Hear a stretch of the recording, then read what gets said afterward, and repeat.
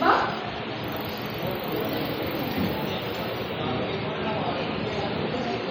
Speaking of recording, Prof, okay lang ba na i-record talaga? Baka mailang sila. Kasi, its roots the question in a complete situation. Hindi sa general attitude lang, makikita mo yung actual decision-making process nila. Because it's safer from sensitive topics, discussing SARS situation, is less scary than discussing your own trauma. When electing contest how aiming, Sarah finds out driving from the bike, use your answer change. It explore how the abuse of sheep is used before. Okay, the needs are cool. Pero paano naman, tingnan ko listahan ko. Kung ang question is perfect na ba? Alex, kailangan natin pag-usapan itong question to avoid. Marami pang answers dito. First one, double-barreled question.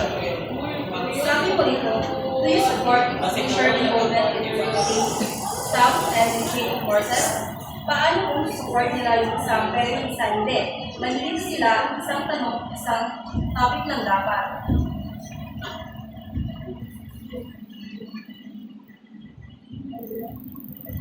And we have to be very strict with ethical data management.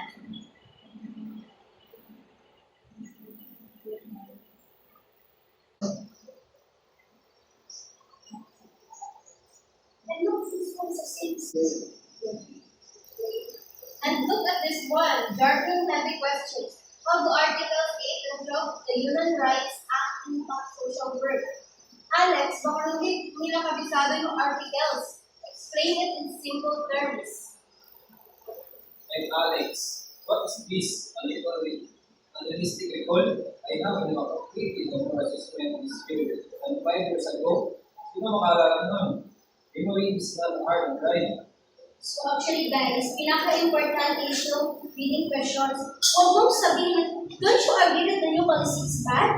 Nararamdaman nila pag may correct answer kang gusto yung marinig. So stay neutral lang guys, and then pag yung mga